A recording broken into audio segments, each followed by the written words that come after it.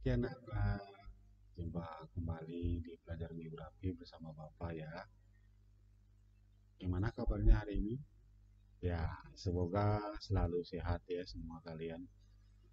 Jadi tidak ada yang sakit sehingga hari ini kita bisa belajar bersama-sama ya. Tadi di awal sudah kita saksikan secara bersama-sama sebuah tayangan yang sempat Bapak persiapkan. Kira-kira itu tayangan tentang apa ya? Bagus, itu jawabannya ya.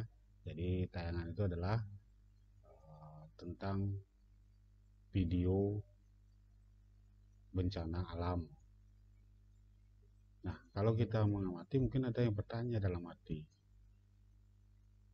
bencana apa yang sering terjadi di Indonesia? Kemudian bagaimana cara penanggulangan bencana tersebut? Mau tahu jawabannya? Yuk, kita belajar bersama-sama. Karena yang Bapak ajarkan, jadi pada pagi hari ini Bapak akan membahas tentang materi mitigasi bencana, di mana yang menjadi kompetensi dasar adalah menganalisis jenis dan penanggulangan bencana alam melalui edukasi, kearifan lokal, dan pemanfaatan teknologi modern. Indikatornya ada dua. Yang pertama adalah memahami jenis dan karakter bencana alam. Yang kedua, memahami siklus penanggulangan bencana. Jadi kan ada dua, jadi harapan Bapak hari ini kita bisa menuntaskan dua indikator ini. Jadi kita lanjut ke materi lebih jauh. Kita mulai dari yang pertama dulu, jenis dan karakter bencana alam. Undang-Undang Republik Indonesia Nomor 24 Tahun 2007 tentang penanggulangan bencana, bahwa bencana itu adalah peristiwa atau rangkaian peristiwa yang mengancam dan mengganggu kehidupan dan penghidupan masyarakat yang disebabkan baik oleh faktor alam atau faktor non-alam maupun faktor manusia, sehingga mengakibatkan timbulnya korban jiwa manusia, kerusakan lingkungan, kerugian harta dan benda, termasuk juga dampak psikologis. Masih didasarkan pada Undang-Undang Nomor 24 Tahun 2007 bahwa ada tiga jenis bencana. Yang pertama adalah bencana alam, yang kedua adalah bencana non-alam, yang ketiga adalah bencana sosial. Bencana alam itu adalah peristiwa atau serangkaian peristiwa yang disebabkan fenomena alam seperti gempa bumi, tsunami, gunung meletus, banjir, kekeringan, angin topan, tanah longsor, dan abrasi. Sedangkan bencana non-alam adalah bencana yang diakibatkan peristiwa atau serangkaian peristiwa non-alam seperti kegagalan teknologi, kegagalan modernisasi, epidemi, wabah penyakit. Jadi contoh daripada kegagalan teknologi itu adalah masih terngiang di pikiran kita tentang lumpur lapindo. Kemudian kegagalan modernisasi itu ada yang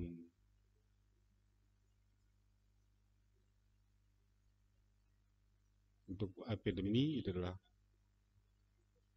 merebaknya wabah corona yang kita ketahui masih melanda di Indonesia. Lanjut, yang nomor 3, bencana sosial. Bencana sosial adalah bencana yang diakibatkan peristiwa atau serangkaian peristiwa yang disebabkan oleh manusia yang meliputi konflik sosial antar kelompok atau antar komunitas masyarakat, termasuk juga teror. Jadi contoh daripada bencana sosial adalah masa pada saat mahasiswa itu demo di gedung MPR DPR pada tahun 1998. Lanjut, kita berbicara masalah klasifikasi bencana alam. Bencana alam itu dibagi menjadi 3. Bencana alam geologis, bencana alam klimatologis, bencana alam ekstraterestrial. Untuk bencana alam geologis, itu ada gempa bumi. Gempa bumi itu adalah getaran bumi yang disebabkan peristiwa pelepasan energi karena pecahan dan gerakan batuan pada bagian dalam bumi atau kerak bumi secara tiba-tiba. Gempa bumi itu dibagi menjadi 2 secara umum, gempa tektonik dan gempa vulkanik. Kemudian tanah longsor. Tanah longsor itu gerakan tanah atau massa batuan yang menuruni lereng atau tebing di bawah pengaruh gravitasi bumi. Tanah longsor terjadi itu sebagai akibat daripada kondisi geologis, curah hujan, dan kemiringan lereng. Jenis daripada tanah longsor itu ada rayapan, ada luncuran, ada jatuhan, dan aliran. Berikutnya ada tsunami. Tsunami itu mengacu pada serangkaian gelombang yang melintasi lautan dengan panjang gelombang yang sangat panjang dan kecepatan tinggi.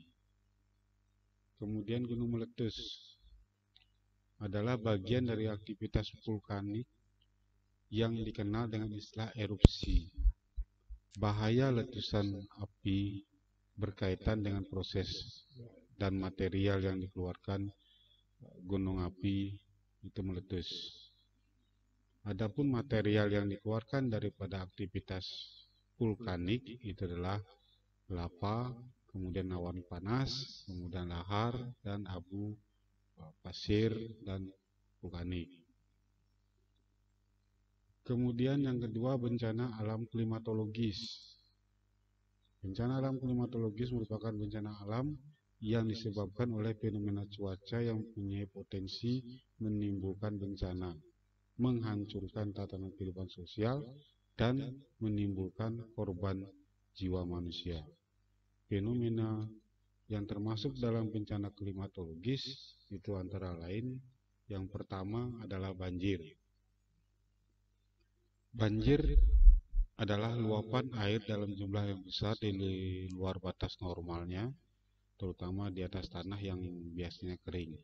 Beberapa penyebab banjir diantaranya adalah curah hujan yang tinggi, keruntuhan tanggul, dan struktur perlindungan lainnya. Banjir dibagi lagi menjadi beberapa bagian. Yang pertama banjir bandang, yang kedua banjir sungai, yang ketiga banjir pantai. Badai. Badai disebabkan oleh gangguan atmosfer yang dahsyat di darat dan air. Badai menjadi ancaman potensial utama bagi sebagian penduduk dunia karena prevalensinya, ukuran daerah yang hancur, dan segala kerusakan yang diakibatkannya. Badai ada 2, badai siklon tropis dan badai tornado. Kekeringan. Kekeringan disebabkan oleh penurunan curah hujan alami selama periode waktu yang lama. Kekeringan dapat dikelompokkan berdasarkan karakteristik dan dampak yang ditimbulkan. Secara khusus, ada 4 tipe kekeringan, yaitu kekeringan meteorologi, hidrologi, pertanian, dan sosial ekonomi. Yang gede, kebakaran hutan. Kebakaran hutan merupakan keadaan ketika hutan dilanda api. Akibatnya, kerusakan hutan atau hasil hutan yang menimbulkan kerugian ekonomi dan atau nilai lingkungan. Lanjut, bencana yang C adalah bencana alam ekstraterestrial. Bencana alam ekstraterestrial itu adalah bencana alam yang disebabkan gaya atau energi dari luar bumi. Bencana ini terjadi ketika asteroid, meteor, dan komet melintasi di dekat bumi, memasuki atmosfer bumi, menghantam bumi, dan oleh perubahan kondisi antar planet yang mempengaruhi magnetosfer bumi, ionosfer, dan termosfer.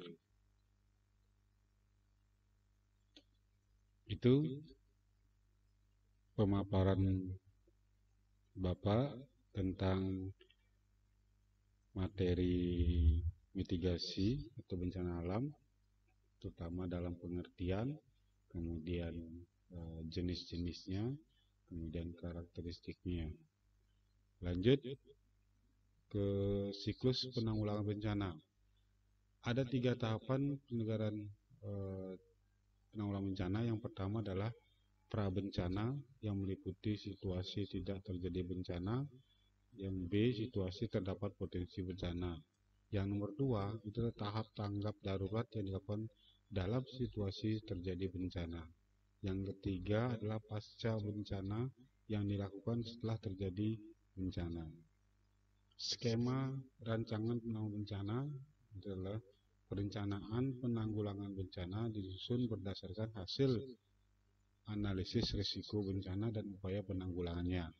Setiap rencana dalam perencanaan yang merupakan program atau kegiatan yang terkait dengan pencegahan, mitigasi, dan kesiapsiagaan. Nah, ini tampilan daripada prosedurnya. Ini mekanisme kesiapan dan penanggulangan dampak bencana. Terdiri dari 1, perencanaan penanggulangan bencana, yang kedua pengurangan risiko bencana, yang ketiga pencegahan, yang keempat pemaduan dalam perencanaan bangunan, yang kelima persyaratan analisis risiko bencana, yang keenam pelaksanaan dan penegakan rencana tata ruang, yang ketujuh pendidikan dan pelatihan, yang 8 persyaratan standar teknis penanggulangan bencana. Tahap prabencana. Tahap prabencana itu meliputi dari kesiapsiagaan, peringatan dini, dan mitigasi bencana. Tahap tanggap darurat. Tahap tanggap darurat bencana adalah serangkaian kegiatan yang dilakukan dengan segera pada saat kejadian bencana untuk menangani dampak buruk yang ditimbulkan. Tanggap darurat bencana meliputi kegiatan penyelamatan, evakuasi korban, evakuasi harta benda, pemenuhan kebutuhan dasar, perlindungan, pengurusan pengungsi, penyelamatan, serta pemulihan sarana dan prasarana. Tahap bencana. Tahap bencana ini ada 3 bagian, di mana yang pertama adalah Badan Penanggulangan Bencana Daerah itu bersifat koordinatif dan pelaksana. Yang kedua, pada tahap darurat, Badan Penanggulangan Daerah itu bersifat koordinatif, komando, dan pelaksana. Pada tahap pasca bencana, Badan Penanggulangan Daerah itu bersifat koordinatif dan pelaksana.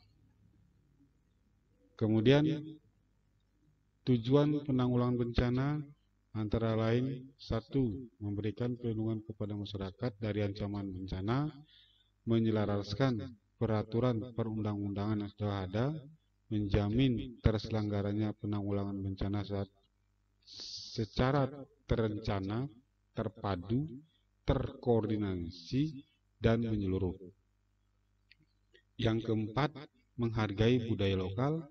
Yang kelima, membangun partisipasi dan kemitraan publik serta swasta.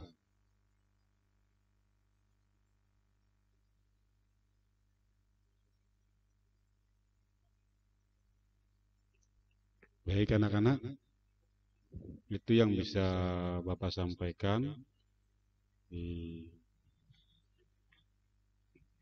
terkait dengan materi mitigasi. Silakan nanti kalian pelajari lagi bukunya.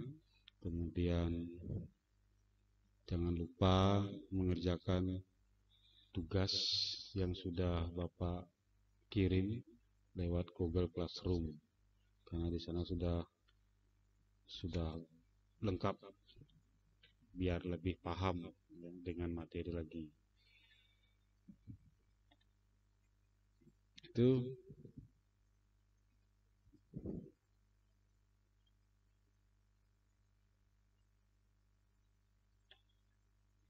yang bisa Bapak sampaikan hari ini. Jadi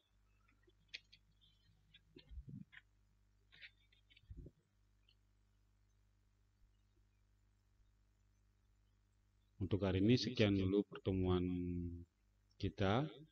Terima kasih atas perhatian. Tetap jaga kesehatan. Sampai jumpa di pertemuan berikutnya. Om Santi, Santi, Santi.